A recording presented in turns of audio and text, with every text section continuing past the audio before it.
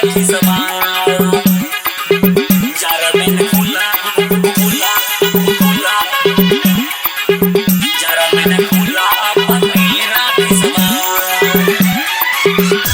Records Delhi.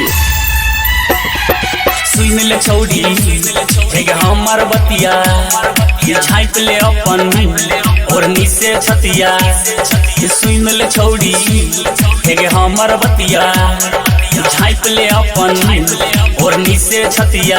लाइक जे तो ठंडी होई जेबे परेशान, लाइक जे तो ठंडी होई जेबे परेशान। जरा में न खुला अपन मेरा की समान, जरा में न खुला अपन मेरा की समान, जरा में न खुला अपन मेरा की समान।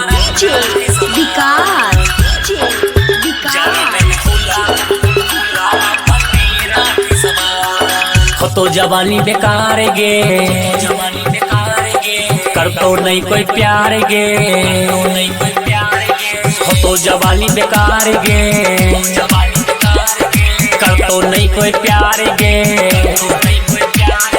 जान बुझ कर नहीं छोड़ी तो नहीं गे दादा, जरा में न खुला अपनी राखी समान, जरा में न खुला अपनी राखी समान।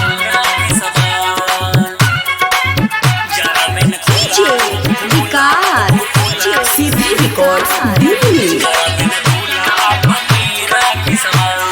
सूख जतो तो ठोर गे, आँख से गिरतो लोर गे, सूख जतो तो ठोर गे,